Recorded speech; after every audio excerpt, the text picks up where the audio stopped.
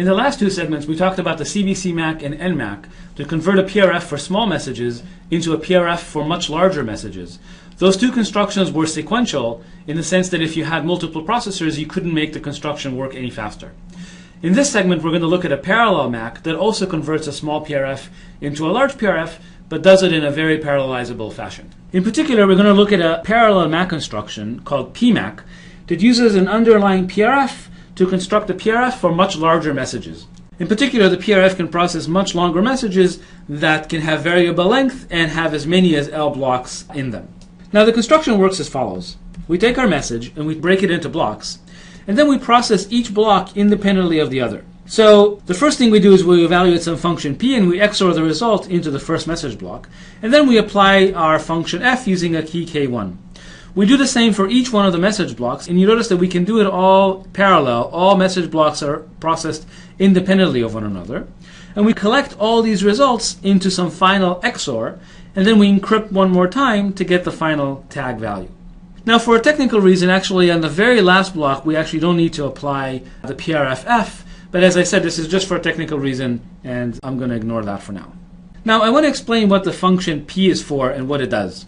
So imagine just for a second that the function p isn't actually there. That is, imagine we actually directly feed each message block into the PRF without applying any other processing to it. Then I claim that the resulting MAC is completely insecure. And the reason is that essentially no order is enforced between the message blocks. In particular, if I swap two message blocks, that doesn't change the value of the final tag. Because the XOR is commutative, the tag will be the same whether we swap the blocks or not. As a result, an attacker can request the tag for a particular message, and then he obtains a tag for a message where two of the blocks are swapped, and that counts as an existential forgery. So what this function p tries to do is essentially enforce order on these blocks. And you notice that the function takes, first of all, it's a keyed function, so it takes a key as input. And second of all, more importantly, it takes the block number as input. In other words, the value of the function is different for each one of the blocks. And that's actually exactly what's preventing this blocks swapping attack. So the function p actually is a very easy to compute function. Essentially, given the key and the message block, all it is just a multiplication in some finite field. So it's a very, very simple function to compute. It adds very little to the running time of PMAC, and yet it's enough to ensure that the PMAC is actually secure. As we said, the key for PMAC is this pair of keys, one key for the PRF and one key for this masking function p. And finally, I'll tell you that if the message length is not a multiple of the block length, that is, imagine the last block is shorter than full block length, then PMAC actually uses a padding that's similar to CMAC so that there is no need for an additional dummy block ever. So that's the PMAC construction, and as usual we can state its security theorem. So the security theorem, by now you should be used to it. Essentially it says that if you give me an adversary attacking PMAC, I can construct an adversary attacking the underlying PRF plus an additional error term. And so since again the PRF is secure, we know that this term is negligible, and so if we want this term to be negligible, we know that we need this error term to also be negligible. Here, as usual, Q is the number of messages that are MAC'd using a particular key, and L is the maximum length of all those messages. And PMAC is secure as long as this product is less than the square root of the block size. So for AES, this would be 2 to the 128. The square root, therefore, would be 2 to the 64. So the MAC would be secure as long as Q times L is less than 2 to the 64. And every time as it gets closer to that value, of course, you would have to change the key in order to continue macking more messages. So the main thing to remember is that PMAC also gives us a PRF, and when it processes the message blocks independently of one another. Turns out that PMAC also has a very interesting property, namely that PMAC MAC is incremental. So let me explain to you what that means. So suppose the function f that's used to construct PMAC is not just a PRF, but in fact a permutation, a PRP. So we can actually invert it when we need to. Now suppose we've already computed the MAC for a particularly long message m. And now suppose just one message block of this long message changes. So here m1 is changed into m'1, but the remaining message blocks all remain the same. For other MACs like CBC MAC, even though only one message block changed, you would have to recompute the tag on the entire message. Recomputing the tag basically would take time that's proportional to the length of the message.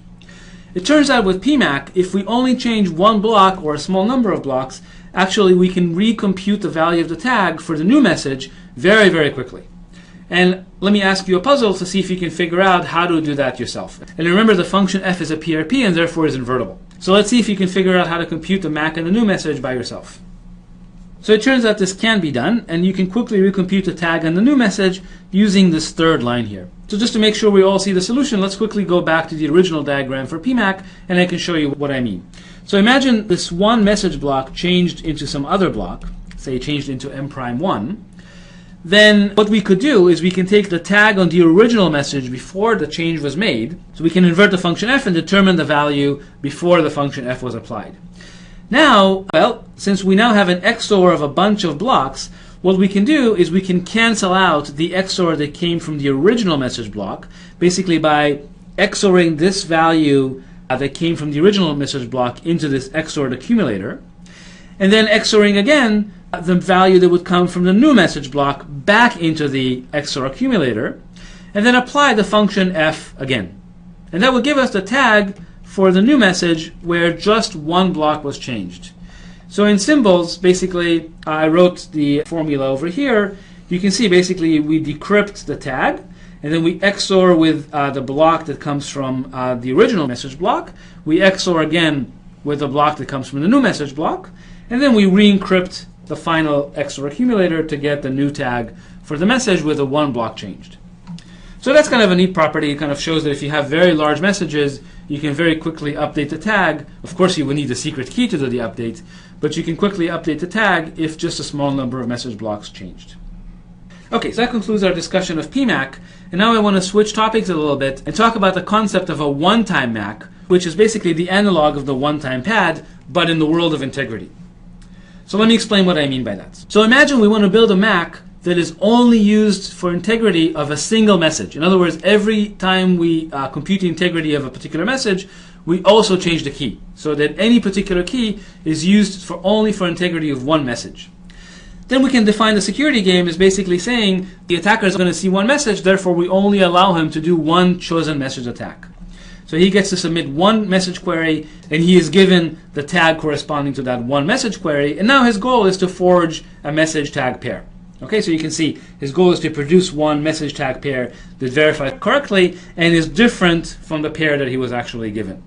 As we'll see, just like the one-time pad and stream ciphers were quite useful, it turns out one-time MACs are also quite useful for the same applications where we only want to use a key to encrypt or to provide integrity for just a single message.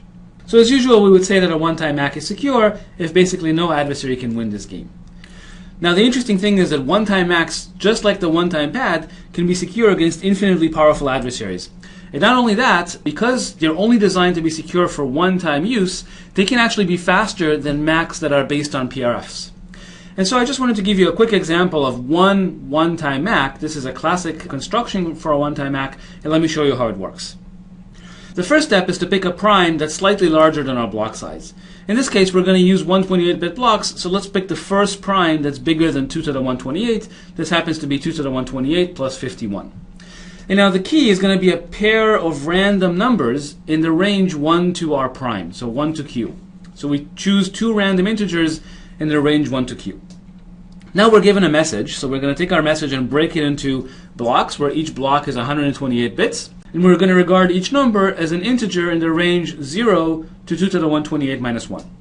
Now the MAC is defined as follows. The first thing we do is we take our message blocks and we kind of construct a polynomial out of them. So if there are L blocks in our message, we're going to construct a polynomial of degree L, and you notice that the constant term of this polynomial is set to 0. And then we define the MAC very simply. Basically what we do is we take the polynomial that corresponds to the message, we evaluate it at the point k, that's one half of our secret key, and then we add the value a, which is the second half of our secret key. And that's it. That's the whole MAC. So just basically construct the polynomial that corresponds to our message, evaluate that polynomial at a half of the secret key, and add the other half of the secret key to the result, and of course reduce the final result modulo q. Okay, so that's it. So that's the whole MAC. It's a one-time secure MAC.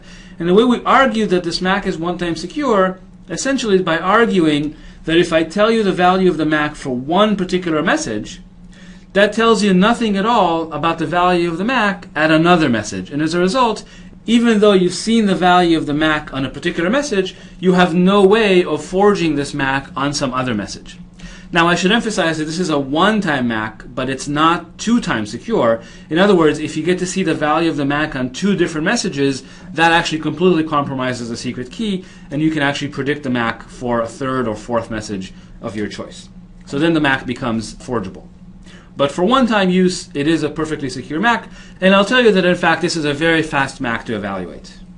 So now that we've constructed one-time MACs, it turns out there's actually a general technique that will convert one-time MACs into many-time MACs. And I just wanted to briefly show you how that works. So suppose we have our one-time MAC, let's call it S and V for signing and verification algorithms. And let's just assume that the tags themselves are n-bit strings.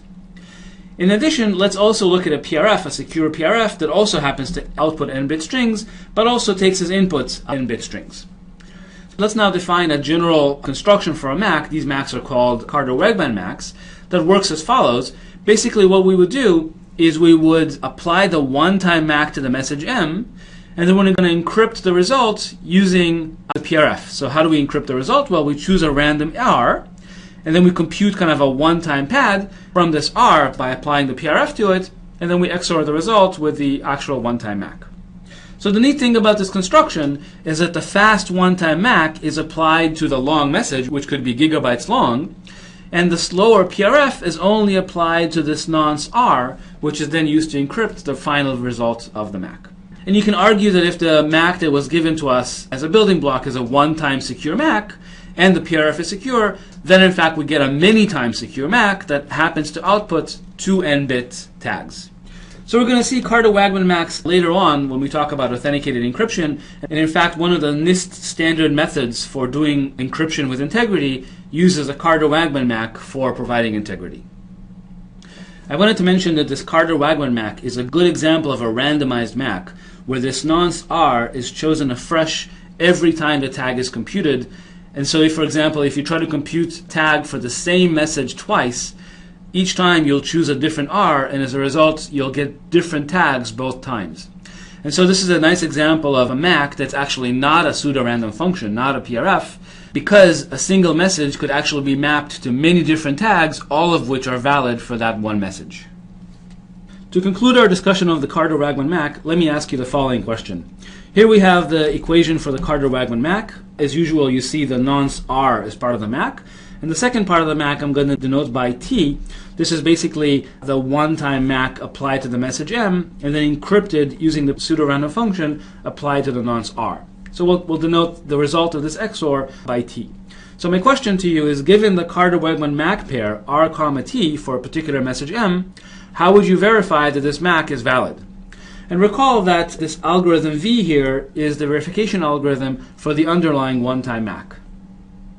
So this is the right answer, and to see why, just observe that this XOR here decrypts the quantity T to its plaintext value, which is basically the original underlying one-time MAC, and so we can directly feed that into the verification algorithm for the one-time MAC.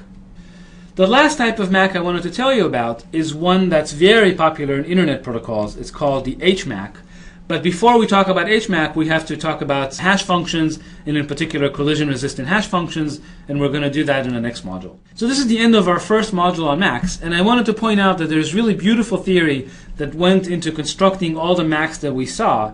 I kind of gave you the highlights and showed you the main constructions, but there's really quite a bit of theory that goes into constructing these MACs, and if you'd like to learn more about that, I kind of listed a couple of key papers that you might want to look at. Let me quickly tell you what they are. The first one is what's called the three-key construction, which is the basis of CMAC, a very elegant paper that gives a very efficient construction out of CBCMAC. The second paper is a more technical paper, but basically shows how to prove the bounds of CBCMAC as a PRF. The third paper talks about PMAC and its construction, again, a very cute paper. The fourth paper talks about security of NMAC and HMAC as well. HMAC we're going to cover in the next module. The last paper I listed asks an intriguing question. Recall that all of our constructions, we always assumed that AES is a pseudo-random function for 16-byte messages, and then we built a pseudo-random function and therefore a MAC for much longer messages. This paper says, well, what do we do if AES is not a pseudo-random function, but still satisfies some weaker security property called an unpredictable function? And then they ask, if AES is only an unpredictable function, but not a pseudorandom function, can we still build MACs for long messages?